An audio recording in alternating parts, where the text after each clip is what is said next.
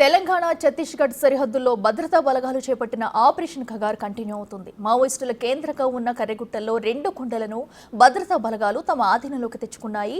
అటవీ ప్రాంతాన్ని జల్లెడ పట్టేందుకు బలగాలు సిద్ధమవుతున్నాయి. బేస్ క్యాంప్ దగ్గర డాగ్ స్క్వాడ్ బృందాలు, mine proof vehicles, mortar weapons చేర్చాయి ఆర్మీ హెలికాప్టర్లు. కర్రెగుట్టల్లో మావోయిస్టులు స్థావరాలుగా చేసుకుని మకం వేసిన ధోబే కొండలపై వైమానిక దళ హెలికాప్టర్ల సాయంతో బలగాలను దించారు. అంతకుముందు నీలం సరాయి కొండను భద్రతా బలగాలు స్వాధీనం చేసుకున్నాయి. కర్రెగుట్టలను చుట్టుముట్టి 4 వైపులా కోంబింగ్ నిర్వహించేలా ప్రణాళికలు చేస్తున్నారు. ఇక మే నెల చివరి వరకు ఈ ఆపరేషన్ కర్రెగుట్ట కొనసాగనుంది.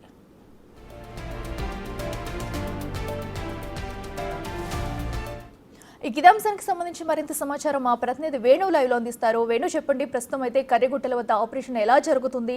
తాజా అప్డేట్స్ ఏంటి? అఖిల, మొత్తంగా గత 10 రోజుల నుంచి దాదాపు 25,000 మంది పైగా సాయుధ బలగాలు ప్రస్తుతం ఈ కర్రెగుట్టల ప్రాంతాన్ని అంతా కూడా సర్చ్ ఆపరేషన్ నిర్వహిస్తూ కూంబింగ్ కొనసాగిస్తున్నారు. ఇప్పటికే ప్రధాన కర్రెగుట్టలో దాదాపు 100కు పైగా మావోయిస్టులకు సంబంధించిన షెల్టర్లు, బంకర్ జోన్లు గుర్తించినటువంటి సాయుధ బలగాలు వాటిని గుర్తించే పనిలో పడ్డారు. దానికోసం ప్రత్యేకంగా K3, K9 డాగ్ స్క్వాడ్ బృందాలు రంగంలోకి దించారు. ఈ ప్రస్తుతము మనం చూస్తున్నటువంటి ఆలుబాక శివార్లో సంబంధించిన ఇట్లాంటి గుహలను కనిపెడుతూ మావోయిస్టులు అందులో తలదాక్కున్నారనేటువంటి సమాచారంతోనే సెర్చ్ ఆపరేషన్ కొనసాగుతుంది. కానీ మావోయిస్టులు గతంలో ఇట్లాంటి బంకర్లను వదిలి వెళ్ళిపోయిన వాటిని దాదాపు ఇప్పటి వరకు 8 గుహలను కనుగొన్నారు. అందులో మావోయిస్టులకు సంబంధించి ఎటువంటి జాడ కానీ ఎటువంటి సమాచారం కానీ లభించలేదు. అయితే భూగర్భం లోపల రహస్య స్థావరాలు ఏర్పాటు చేసుకున్నారనేటువంటిది నిఘా వర్గాల సమాచారం అందించడంతో ఇదే ప్రాంతంలో శాశ్వతంగా బేస్ క్యాంపులు ఏర్పాటు చేసి కంటిన్యూగా సెర్చ్ ఆపరేషన్ కొనసాగిస్తేనే నిత్యావసరాల కోసము వాళ్ళ దగ్గరటువంటి సరుకులు అయిపోతేనే బయటకు వస్తారు. కాబట్టి ఎప్పటి వరకు కర్రెగుట్ట లోపలికి చేరుకుంటున్న పరిస్థితి కనిపిస్తోంది. ఇప్పటి వరకు దాదాపుగా 21 నుంచి మొదలైనటువంటి సెర్చ్ ఆపరేషన్ ఖగార్ కర్రెగుట్ట లోపల దాదాపు 3 మహిళా మావోయిస్టు మాత్రమే మృతి చెందారు. ఇప్పటి వరకు కీలక నేతలు ఎవరైతే హిడ్మా గెరిల్లా దళానికి సంబంధించిన అధిపతి హిడ్మా, అదేవిధంగా బడే చొక్కారావు కేంద్ర కమిటీ సభ్యులంతా ఇదే గుట్టల్లో ఉన్నారని కీలక సమాచారం వచ్చిన తర్వాతనే కర్రెగుట్టల వైపుగా బలగాలు కదిలి వస్తున్నాయి. కానీ ఇప్పటి వరకు అట్లాంటి కీలక నాయకులకు సంబంధించిన సమాచారం రాకపోవడంతో బలగాలదే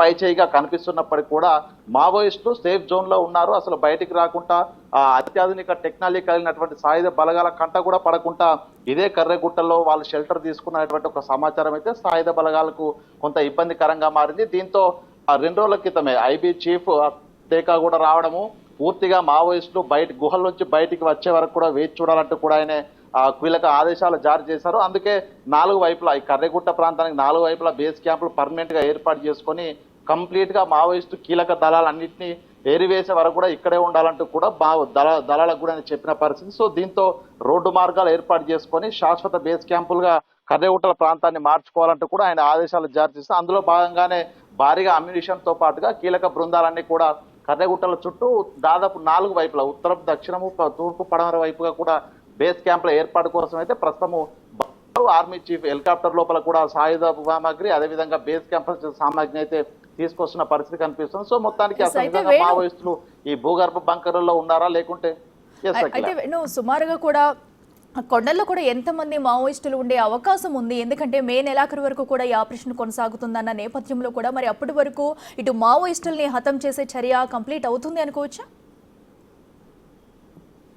అంటే ప్రధానంగా దాదాపు మొదటగా ఎప్పుడైతే ఫిబ్రవరి ఎండింగ్ లోపల కేంద్ర కమిటీకి సంబంధించిన సభ్యులు ఇదే ప్రాంతంలో సమావేశం ఏర్పాటు చేస్తున్నారు. 1000కి పైగా దళాలు PLA ప్లాటూన్ 1కు సంబంధించిన హిడ్మా దళంతో పాటు కేంద్ర కమిటీ సభ్యులు బడే చొక్కారావు దళము, శాంతా దళం అంతా కూడా ఈ కర్రెగుట్టల్లో ఉందనేటువంటి కీలక సమాచారాన్ని ఛత్తీస్గఢ్ లోపల అబూజ్మార్లో ఎప్పుడైతే దళాలు మావోయిస్టు కీలక నేతలు మట్టు పెట్టారో అప్పుడే వాళ్ళ దగ్గర నుంచి సమాచారం అందింది. అప్పుడే దళాలన్నీ కూడా కర్రెగుట్ట వైపు ఫోకస్ చేశాయి. ప్రధాన మావోయిస్ట్ దళాలన్నీ కూడా ఈ కర్రెగుట్టలో ఉన్నాయన్నటువంటి సమాచారం వచ్చిన తర్వాతే కంప్లీట్ ఆపరేషన్ కోసం అయితే సిద్ధమయ్యాయి. కానీ ఇప్పటి వరకు ఆ దళాల ఆచూకీ లభించకపోవడం, ఇట్లాంటి గుహలు దాదాపుగా ఇప్పటి వరకు 8 గుర్తించారు. నిన్న 9వ రోజు కొనసాగినటువంటి సెర్చ్ ఆపరేషన్ లో 8 గుహలు గుర్తించినా కూడా ఒక్కొక్క గుహ లోపల 1000 నుంచి 5,000 మందికి పైగా నివాసం ఉండే విధంగా ఒక సేఫ్ జోన్ అయితే ఉంది. కానీ ఇట్లాంటి జోన్లు 8 గుర్తించినా కూడా అక్కడ ఎటువంటి ఆచూకీ లభించలేదు. మావోయిస్టులకు సంబంధించి విప్లవ సాహిత్యం, కొన్ని నిత్యావసర సరుకులు మాత్రమే లభించాయి. అంటే ఇట్లాంటివి ఇంకా ఎన్ని ఉన్నాయనే దానిపై కూడా నిఘా వర్గాలకు సమాచారం. అందుకోసమే దాదాపు గత 10 ఏళ్ల నుంచి శాటిలైట్ చిత్రాలు, అసలు అక్కడ ఉన్నటువంటి శాటిలైట్ సంబంధించినటువంటి మ్యాపులు తీసుకొని ప్రస్తుతం నిఘా వర్గాలు ముందుకెళ్ళాలి.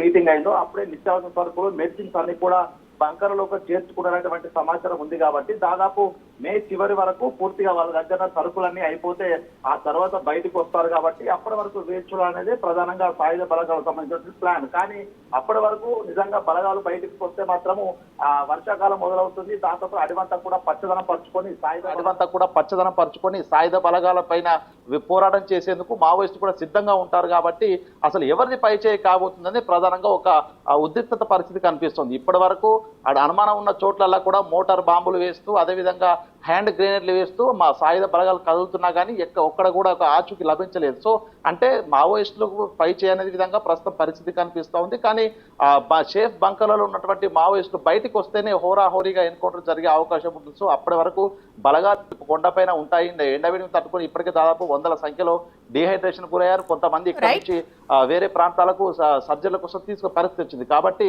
బలగాలు అప్పటి వరకు నిరసించిపోకుండా ఇక్కడ కుమ్మింగ్ నిర్వహిస్తాయా, లేకపోతే మావోయిస్టుల మెరుపు దాడికి జరిగే అవకాశం ఉందనేది కూడా ప్రస్తుతం ఒక సస్పెన్స్ అయితే కొనసాగుతా ఉంది. Akhila. Right Venu, thank you.